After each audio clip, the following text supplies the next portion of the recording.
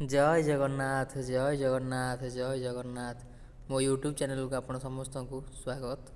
तो आज जाए मु केबे भी वॉइस रे किछि कहिनी, मो वॉइस रे एते भलो लागेनी, तो आज मु फर्स्ट टाइम ट्राई करूची। तो चलंतु आज बुली जिबा हम जाजपुर फेमस गणमधुपुर गाँ, जोठी जगन्नाथ मंदिर अछि आउ राजा प्रसाद मध्य अछि। तो चलंतु डेरी न करके चलंतु जिबा गणमधुपुर।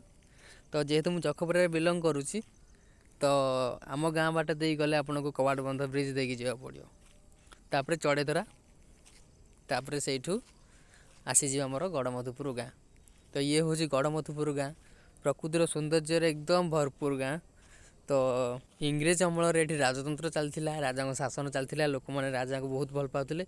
तो सही राजा प्रभु जगन्नाथ मंदिर निर्माण करते।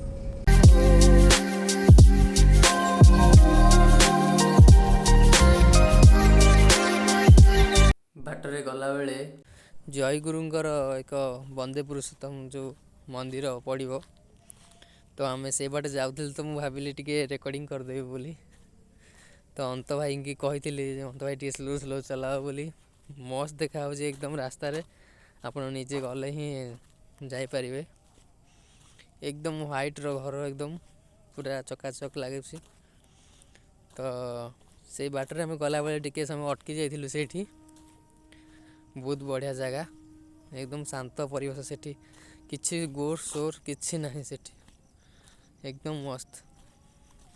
आपन चाहिए भी सेठी जाई परिबे, जो माने जयगुरु को मानती।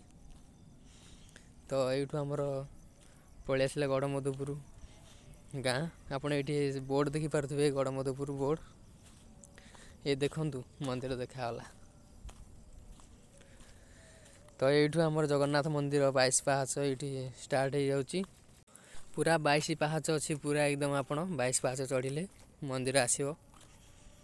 तो जगन्नाथ नाम नहीं जावा, जगन्नाथ को जो मैंने जगन्नाथ प्रेमी अच्छा, अगणित जगन्नाथ प्रेमी समस्ते निश्चय जातु गणमधुपुर बुलवा को। बहुत शांति लगे आपन को, मेन कथा से बहुत शांति लगे। प्रभु नीलाचल निवासाय नित्याय परमात्मने बलभद्र सुभद्राभ्या जगन्नाथ है ते नम। जय जगन्नाथ जय जगन्नाथ। श्री मंदिरे जय श्री जगन्नाथ को मागी बिकियाबा,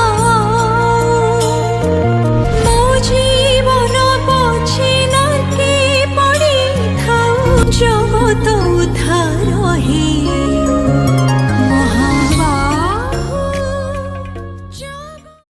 आमे पहुँच 11टा हो जाइथिला, जेहेतु शीत दिन एत खरा जना पड़ूना।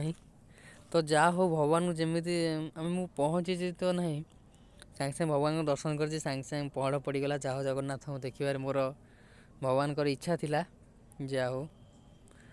तो सांगे सांगे आम गली भगवान को देखिली और तापर पहड़ पड़ जाता। तो यहाँ मेन रास्ता, यहाँ मुख्य फाटक।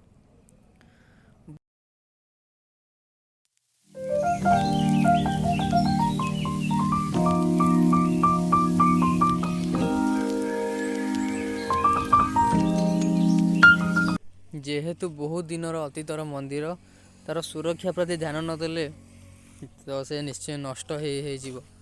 तो अबिका यार परिस्थिति से ही, जदि सरकार यहाँ प्रति दृष्टि दियंती तो बहुत भल हाँ, किंतु कहारी दृष्टि नहीं। जा हो प्रकृतिर कोल मंदिरटी निजर प्रतिभा को देखौछि, यह निश्चय आमर गौरव। मत तो एमती ऐतिहासिक जो गुड़ा आकृति आज रही मत सब देखा बहुत भल लगे। यदि आपण भी ये सब देखा भल पाते निश्चय आसतु, जगन्नाथ कृपा लाभ हम एवं आपण को विभिन्न ऐतिहासिक जो सब स्मारक अच्छी सब देखा मिल जाए।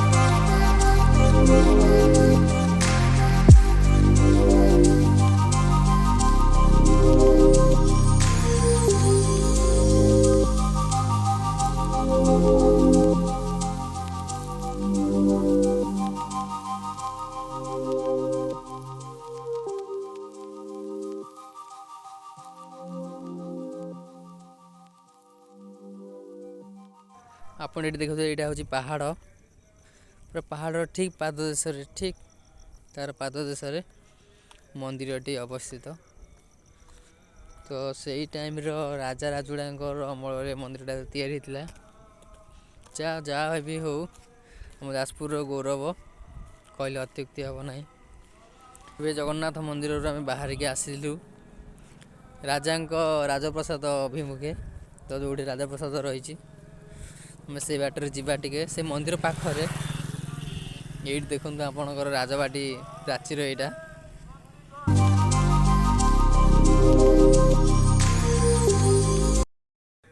ରାଜପ୍ରସାଦଟା ବି ଭାଙ୍ଗିବା ଅବସ୍ଥା ପୁରା ଏକଦମ ଆସିଗଲାଣି।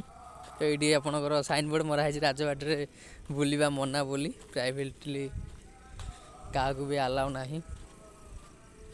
ଏ ଦେଖନ୍ତୁ ଆପଣ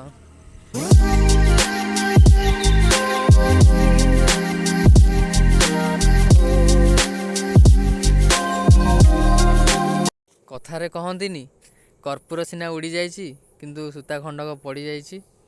ତ ଏଇ ସୂତା ଖଣ୍ଡକ ହେଉଛି ରାଜପ୍ରସାଦ, ଯାହା ରାଜାଙ୍କର ଗାରିମାକୁ ବର୍ଣ୍ଣନା କରେ। ତ ଆପଣ ସମସ୍ତଙ୍କୁ ମୁଁ ଅନୁରୋଧ କରିବି କି ଆସନ୍ତୁ ଥରେ ଗଡ଼ମଧୁପୁର ବୁଲିକି ଯାଆନ୍ତୁ, ଆମ ଯାଜପୁରର ଜାଗା। ତ ନିହାତି ଭାବେ ଆସିବେ। ଆଉ ମୋ ଭିଡ଼ିଓଟି କେମିତି ଲାଗିଲା ଆପଣ କମେଣ୍ଟରେ କହିବେ। ଠିକ୍ ଅଛି, ଭୁଲ ଥିଲେ କ୍ଷମା କରିଦେବେ। ତ ମୁଁ ଏବେ ଚାଲିଲି, ଖୁବ୍ ଶୀଘ୍ର ଦେଖା ହେବ ଆପଣମାନଙ୍କ ସହ ଫେର ଗୋଟେ ନୂଆ ବ୍ଲଗ୍ସରେ। ତ ସେଥି ପର୍ଯ୍ୟନ୍ତ ମୋତେ ବିଦାୟ ଦିଅନ୍ତୁ। ପ୍ରଭୁ ଜଗନ୍ନାଥ ଆପଣଙ୍କ ସମସ୍ତଙ୍କୁ ଘଣ୍ଟ ଘୋଡ଼େଇ ରଖନ୍ତୁ। ସମସ୍ତେ ଭଲରେ ରୁହନ୍ତୁ, ଖୁସିରେ ରହିଥାନ୍ତୁ, ସବୁବେଳେ ହସୁଥାନ୍ତୁ। ତ tata, good bye and take care.